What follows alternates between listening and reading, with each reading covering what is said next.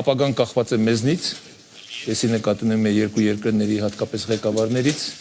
իսկ արդեն մեր երկու երկրի ղեկավարները ցույց են տվել իրենց պատրաստակամությունը եւ ամենակարևորը, ինչպես նաեւ նշեց պարոն Ալիևը, ցուցաբերել են քաղաքական խիզախություն կամք, որ իսկապես հանուն խաղաղություն կարող են արվել քայլեր, որոնք կհաստատեն այդ խաղաղությունը։ Եվ այն ինչ մենք չենք տեսել 30 տարուց ավելի, մենք հիմա ապրում ենք այդ իրավիճակում։ Եվ իրականում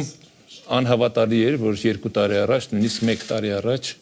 կարելի էր կարճ ժամանակում հասնել այսպիսի մի իրավիճակի, երբ որ արդեն մենք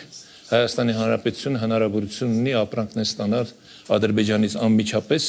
Վրաստանի տարածքով։ Ես վստահ եմ, որ կգա նաև այն օրը, երբ որ մենք այդ ապրանքները կստանանք պարզապես մեր տարածքներով։ Այսինքն դա կլինի Բաքու կամ Ադրբեջան, Հայաստան, Նախիջևան, Հայաստան։ Այդ ես ուզում եմ մի կարևոր հանգամանքի անդրադառնալ։ Մենք երկու կողմներս էլ նայում ենք առաջ։ Եթե մենք փորձենք նայել հետ եւ փորձել նաեւ գտնել այն պատճառները ինչու եղավ, ես կարծում եմ դա այսօր մեզ կզրկեն հնարավորությունից, որ ունենք։ Մենք հիմա ավելի շատ ապրում ենք մեր ծրագրերի իրականացման գործով եւ ինչու մենք հաջողություն կունենանք, որովհետեւ մենք հստակ պայմանավորվածություններ ունենք։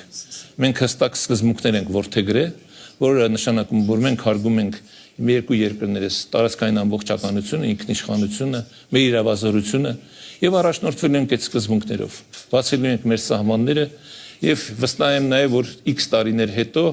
ոչ միայն քաղաքական բարձր մակարդակի նման հանդիպումներ են լինելու, այս սովորական գործընթաց է լինելու, երբ որ Հայաստանից կամ Ադրբեջանից մեր քաղաքացիները կարող են հատել սահմանը, առևտուր անել, օգտվել այն առավելություններից, որ մենք ունենք երկուսս։ Եվ տեսեք, այդ համագործակցության արդյունքում մենք շատ նպաստավոր ենք դառնալու որպես տարածաշրջան, որպես Հարավային Կովկաս, նաև աշխարհի համար։ Այն քննարկումը, որ մենք հիմա անում ենք Եվրոպա այսը կապը ապահովելու համար, դրա լավագույն ճանապարհը հենց Հարավային Կովկասն է։ Եվ այս գործընթացը հաջողություն կունենա նաև այն պատճառով, որտեղ այստեղ կա նաև տնտեսական շահ։ Բացի քաղաքականից, որը ամենակարևորն է, բայց այստեղ կա նաև տնտեսական շահ։ Եվ սա կամրապնդի այն պայմանավորվածությունները, որ մենք ձեռք ենք բերել, երկու երկրի ղեկավարներ ընդհանուր սկզբունքների շուրջ համաձայնության են գալիս, ուրեմն կարելի է եւ հաջողության հասնել։ Եվ այդտեղ իհարկե ես չեմ կարող չնշել նաև Միացյալ Նահանգների նախագահ պարոն Տրամպի դերը, որը էլի